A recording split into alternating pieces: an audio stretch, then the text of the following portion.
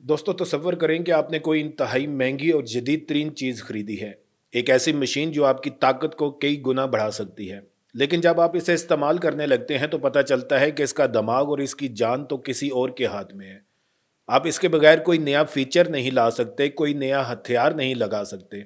यहाँ तक कि इसकी आंखें भी आपकी मर्जी से नहीं खुल सकती। और ये सब कुछ आज भारत की फ़ज़ाइया के साथ हो रहा है। भारत को एक बार फिर रुसवाई का सामना उस वक्त करना पड़ा जब फ्रांस ने वो राज ही नहीं दिए जो भारत को राफेल तैयारों को मुकम्मल तौर पर अपना बनाने के लिए चाहिए थे। और यही वो पॉइंट है जहां से शुरू होती है एक नई जंग। आज हम आपको बताएंगे कि आखिर फ्रांस इंडिया को राफेल का सोर्स कोड क्यों नहीं दे रहा, और आखिर ये सोर्स कोड होता क्या है, और किसी भी लड़ाका तैयारी के लिए सोर्स कोड की क्या अहमियत होती है। अस्सलाम वालेकुम, मैं हूं बशारत हुसैन काजमी और आप देख रहे हैं काजमी 360। आप सोच रहे होंगे कि इतना बड़ा सौदा, इतनी टेक्नोलॉजी, फिर ये कैसे हो सकता है। तो दोस्तों, ये मामला सिर्फ एक त्यारे की खरीदारी का नहीं, ये मामला है आइंदा 30 से 40 साल तक भारत की फजाई ताकत की खुद मुख्तारी का। फरवरी 2026 में भारत ने 114 राफेल तैयारों की खरीदारी की असूली मंजूरी दे दी। यह सौदा तकरीबन $36 बिलियन का है। इतनी बड़ी रकम, इतनी बड़ी तादाद, लेकिन इसके साथ एक बहुत बड़ा सवाल यह भी है कि क्या ये तैयारे वाकई भारत के होंगे। अब आइए इस सवाल की गहराई में जाते हैं। ये सोर्स कोड क्या चीज़ है। दोस्तों, जदीद लड़ाका तैयारा सिर्फ दांत और मशीन का नाम नहीं होता, ये लाखों लाइनों में लिखा गया एक सॉफ्टवेयर होता है। राफेल का दिल है इसका एसा रडार, दिमाग है मॉड्यूलर डाटा प्रोसेसिंग यूनिट, और आसाबी निज़ाम है स्पेक्ट्रा इलेक्ट्रॉनिक वारफेयर सूट। ये तीनों चीज़ें सॉफ्टवेयर से चलती हैं। फ्रांसीसी हुकाम इस सॉफ्टवेयर आर्किटेक्चर को अपनी क्लोज्ड गार्डेड टेक्नोलॉजी करार देते हैं, जो बरसों की मेहनत से तैयार की गई है। अगर आपके पास इनका सोर्स कोड नहीं है तो आप इनमें कोई तब्दीली नहीं ला सकते।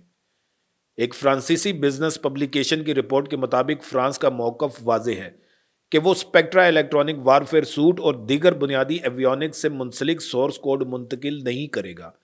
अब इसका अमली मतलब समझे। अगर भारत अपना बनाया हुआ आस्ट्रा मिसाइल या ब्रह्मोस जैसा क्रूज मिसाइल या कोई और नया इलेक्ट्रॉनिक वारफेयर सिस्टम राफेल पर लगाना चाहे तो इसके लिए हर बार फ्रांसीसी कंपनी दसाल्ट और थेल्स की इजाज़त और इनके इंजीनियरिंग की ज़रूरत होगी। इंडिया टुडे की रिपोर्ट के मुताबिक अगरचे दसाल्ट ने आस्ट्रा MK1 मिसाइल और सा जैसे हथियारों की इंटीग्रेशन के लिए मदद की थी, लेकिन सोर्स कोड न मिलने की वजह से मुस्तकबिल में किसी भी नए हथियार या सेंसर की इंटीग्रेशन के लिए भारत को मैन्युफैक्चरर पर इन्हसार करना पड़ेगा। अब ज़रा तसव्वुर करें, अगर किसी जंग के दौरान पाकिस्तान या चीन कोई नया इलेक्ट्रॉनिक हथियार इस्तेमाल करें तो भारत खुद से राफेल के स्पेक्ट्रा सिस्टम में इसके खिलाफ जवाबी प्रोग्राम नहीं डाल सकता। इसके लिए इसे पेरिस में कई दिनों तक इंतजार करना होगा। एक retired squadron leader Vijendra Thakur का कहना है कि प्लेटफॉर्म के सोर्स कोड तक रसाई सिर्फ API लेवल तक महदूद होनी चाहिए, जो कि भारतीय हथियारों को डिप्लॉय करने के लिए काफ़ी हो। लेकिन फिलहाल सूरत हाल ये है कि भारत को राफेल के दिमाग तक मुकम्मल रसाई नहीं मिल रही। अब आप पूछेंगे कि क्या कोई रास्ता नहीं है। तो एक रास्ता है। ये वही रास्ता है जो मुत्तहिदा अरब अमारात ने इख्तियार किया। रिपोर्ट्स के मुताबिक फ्रांस UAE को एप्लीकेशन प्रोग्रामिंग इंटरफेसेस या APIs फ्राहम कर सकता है, जो कि किसी पार्टनर मुल्क को अपने हथियारों को तैयारे से मुंसलिक करने की इजाज़त देते हैं, बगैर इसके कि इसे अंदरूनी सॉफ्टवेयर तक रसाई मिले। ये एक थर्ड ऑप्शन हो सकता है, लेकिन फिर भी ये वो मुकम्मल आज़ादी नहीं है जो भारत चाहता है। यहीं पर एक और दिलचस्प पहलू सामने आता है। जहां फ्रांस ने यह दरवाज़ा बंद किया, वहीं रूस ने अपनी तरफ से एक बहुत बड़ी ऑफर कर दी। विंग्स इंडिया 2026 नुमाइश में रूस ने भारत को जदीद तरीन twin seat Su-57 stealth fighter jet की पेशकश की। यह सिर्फ एक तैयारा नहीं, बल्कि रूस ने मुकम्मल टेक्नोलॉजी ट्रांसफ़र की पेशकश की है, जिसमें हसास तरीन अज्जा के सोर्स कोड तक रसाई भी शामिल है। ये वही मॉडल है जो रूस ने Su-30 MKI के साथ किया था, लेकिन इस बार इससे भी आगे बढ़कर। आपको याद होगा 1996 में भारत ने रूस से 272 Su-30 तैयारे खरीदने का मुआहदा किया था। इसके बाद भारत ने इस तैयारे में बड़ी तब्दीलियां की, इसराइली, फ्रांसीसी और अपनी टेक्नोलॉजी को इंटीग्रेट किया, और Su-30 MKI modernised commercial Indian वजूद में आया। آج بھارت کی فضائیہ کے پاس 270 سے زیادہ Su-30 MKI ہیں اور حال ہی میں بھارت نے مزید 12 Su-30 MKI طیارے $1.3 بلین میں خریدے ہیں، جس میں 62.6% انڈیجنس کنٹینٹ ہوگا۔ لیکن ایک اہم بات، Su-30 MKI معاہدے میں بھی روس نے انجن، ریڈار اور ایئر فریم جیسے اہم اجزاء کی دانشورانہ ملکیت IP اپنے پاس ہی رکھی۔ حال کا کردار زیادہ تر فائنل اسمبلی تک محدود رہا۔ اس کا مطلب یہ ہوا کہ آج بھی Su-30 MKI کے AL-31F انجن کے پرزے روس سے منگوائے جاتے ہیں اور انجن کے ڈیزائن میں کوئی تبدیلی نہیں کی جا سکتی۔ یہ وہ سبق ہے جو بھارت نے سیکھا اور بھارت اسے اب دوبارہ نہیں دہرانا چاہتا۔ اب روس نے Su-57 کے ساتھ جو پیشکش کی ہے وہ اس سے بالکل مختلف ہے۔ زی نیوز کی رپورٹ کے مطابق روس کا کہنا ہے کہ وہ نہ صرف سورس کوڈ دے گا بلکہ ہندوستانی انجینئرز خود سے طیارے میں تبدیلیاں کر سکیں گے اور اپنے ہتھیار بھی لگا سکیں گے۔ روس کا مقصد ہے کہ 2018 میں ختم ہونے والے 5th generation fighter aircraft programme کو دوبارہ زندہ کرنا۔ اس کے تحت ابتدائی طور پر 2 اسکواڈرن تقریباً 40 طیارے روس سے لیے جائیں گے اور باقی 5 اسکواڈرن ہندوستان میں تیار کیے جائیں گے۔ اگر بھارت کو Su-57 کا سورس کوڈ مل جاتا ہے تو برہموس اور آسٹرا جیسے میزائلوں کو آسانی سے انٹیگریٹ کیا جا سکتا ہے۔ لیکن کیا Su-57 میں کوئی خرابی ہے؟ ماہرین کہتے ہیں کہ اس کی اسٹیلتھ صلاحیتیں جیسے رڈار کراس سیکشن مغربی طیاروں جیسی نہیں ہیں۔ اس کے باوجود اس میں 5 AESA ریڈار لگے ہیں۔ یہ میگ 2 کی رفتار سے اڑ سکتا ہے اور 10,000 کلوگرام تک کا پے لوڈ لے جا سکتا ہے۔ اب یہاں ایک اہم موڑ آتا ہے، بھارت کا اپنی 5ویں نسل کا طیارہ ایمکا کہاں کھڑا ہے؟